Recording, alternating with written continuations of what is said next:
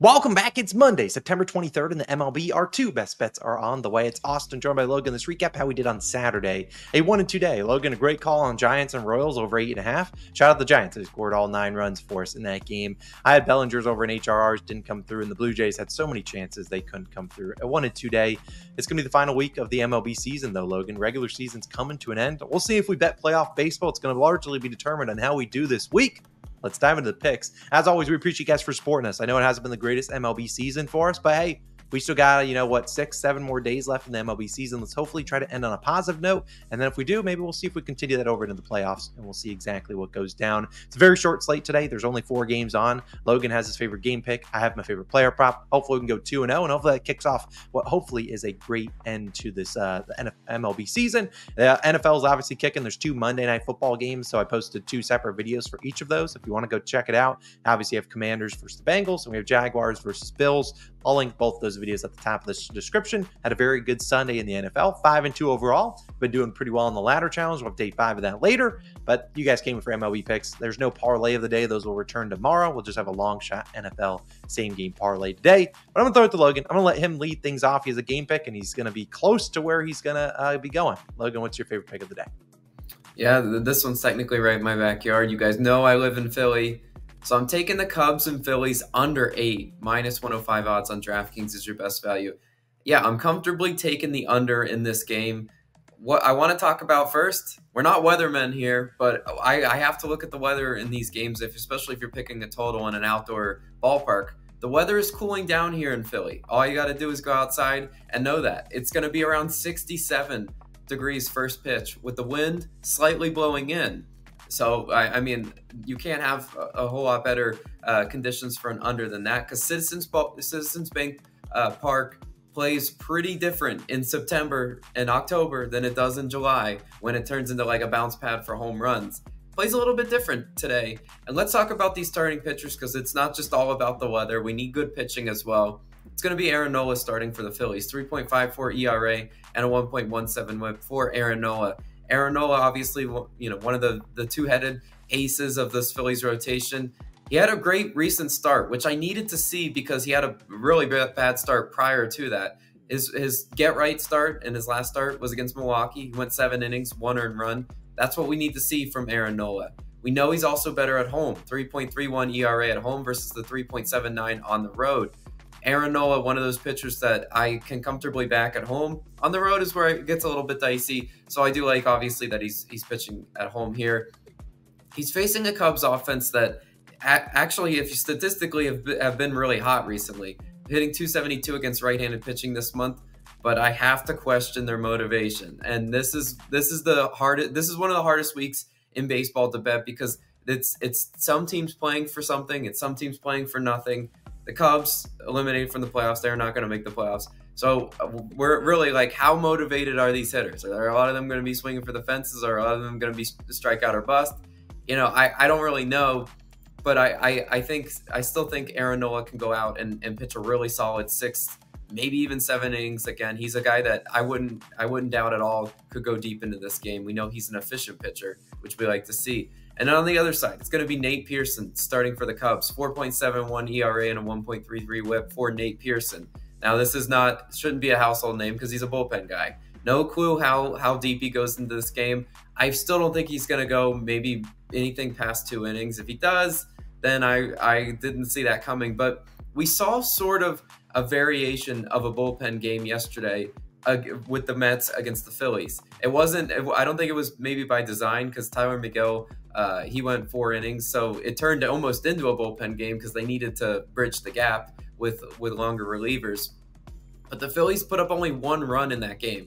They were 1 for 9 with runners in scoring position. Again, sometimes the Phillies bats are there, sometimes they're not. They were certainly not there yesterday. Phillies only hitting 233 in the last 14 days. That's 18th in the majors. This is not a red-hot Phillies offense right now.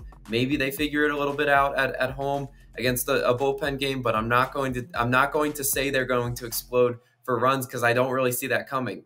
Cubs 23rd in bullpen ERA over the last 14 days at a 4.7. I mean, that's not great numbers, but at least I like that it's under a 5 ERA, because there are teams with above a 5 ERA during that time span. So that's okay. I can manage that. And there are going to be several arms behind Pearson, right? That's why we're not going to look too much into him. But if you're looking at holistically at the Cubs bullpen, they have the 7th highest fly ball rate in their bullpen over the last 14 days, all their arms combined. Why do I actually kind of like that they have a high fly ball rate? Because I just mentioned Citizens Bank Park, with the wind blowing in, should probably help those conditions a lot. Maybe some of those fly balls stay in the ballpark, and whereas, you know, with the wind blowing out or in hot weather conditions, those are going out of the ballpark. I still think that even with a high fly ball rate, which is probably why that ERA is higher, I still think they'll be fine in this one. I think they hold the Phillies offense down. And then we go to the Phillies bullpen, compare them, 13th in bullpen ERA over the last 14 days. They've been a solid unit as of late. They got rid of all their terrible bullpen arms, sent them to Baltimore, and it's worked out pretty well for them so far. So I really do like the under, make that clear, under 8 in Cubs versus Phillies. I like that as my favorite bet of the day. But also, you got a player prop winner for us. Where are you going? Yeah, I'll wrap up the video with a nice player prop winner, a guy that is searching for his first career 200 hit season. Let's see if he can get it done tonight. It's Vladimir Guerrero Jr. over 1.5 hits, runs, and RBIs, -135 on Bet365. Now, shame on us for not betting on Vladdy more this season, as he's having a career year. He's batting .327, and I'll dive into his stats a little bit more. I said he's close to getting 200 hits. He would need 6 hits tonight. If Vladdy gets 6 hits tonight, Logan and I will wear no clothes on tomorrow's video. I mean, that's just, he's not getting 6 hits. Hey, prove me wrong, Vladdy. But I still think he can get the job done and get us at least 1.5 hits, runs, and RBIs. So obviously, if they want to pitch around him, that's not terrible. A walk does not kill us here. Obviously, we prefer Vladdy to reach via hit. But hey, we'll tell you anything we can get. Now, look at Vladdy. He will be facing Cutter Crawford. At least that's projected who's going to start for the Red Sox. He's 5 for 15, batting .333 lifetime versus Cutter. Of the 5 hits, 3 singles and 2 doubles. Does not have a career home run off Cutter Crawford. Let's change that tonight, Vladdy. Why not? Cutter also, if you look at him, he's allowing a higher batting average to righties than he does lefties. It's about .237 to righties. We know Cutter, he leads the league in home runs allowed. Bro's giving up 21 home runs on the road compared to just 12 at home, despite pitching like 12 or 13 more innings in Fenway. Obviously, a hitter-friendly ballpark, too. For whatever reason, allows more home runs on the road. Fine, throw us a turkey.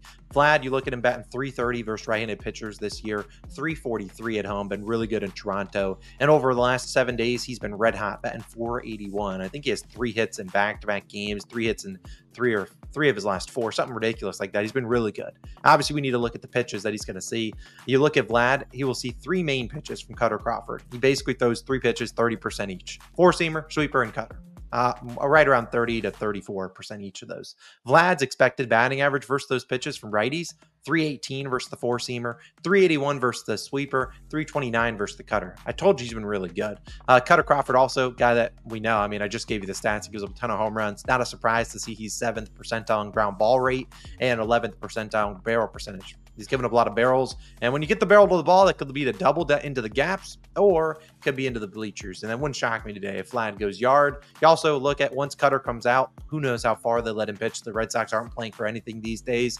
When Cutter comes out, you have a Boston bullpen that is 22nd in ERA in September, and they just played a doubleheader yesterday. Technically, they did have Saturday off due to rain out, or it was delayed there. They postponed that game. They played 2 yesterday, so bullpen a little bit more fatigued than normal. There's certainly going to be some arms in there that could give up some damage to Vladimir Guerrero Jr. I like the guys that they got batting in front of Vlad. We'll see if Springer is back out there. He got the day off yesterday after going 0 for 5. Let's hope he's doing something more. Maybe we can get a guy in scoring position for Vlad, who's been one of the best hitters in scoring position this season. The rest of his team's questionable, but this season with runners in scoring position, Vladdy is batting a big .306. So he's been really good with 2 outs, .313. The guy's been as solid as it comes. He's been really good, and I'm trusting that he can get us over 1.5 hits, runs, and RBIs at -135. Play it to about -150, and that's going to be my favorite play of the day on a very short slate. 2 picks, 4 games. Let's have a good day. Let's go 2-0 and hopefully continue that momentum tomorrow. Those are favorite picks. Logan, to recap. Obviously, he's on the under. Phillies and Cubs under 8. And I'm on Vladdy's over 1.5 hits, runs, and RBIs. We have a lot of plays in the NFL, 2 in each game. Plus, we'll have a ladder challenge live in a little bit. I'll link both those 2 NFL videos live on the screen. You can go check out either of them. And then we'll link day 5 of the ladder challenge live later on today, trying to turn $160 into $320. Hey, get amped up. Let's get alive. Have a great week. Have a great Monday. And we'll see you guys back tomorrow on Tuesday with some more MLB picks, hopefully recapping a 2-0 sweep. We'll see you guys then. Peace.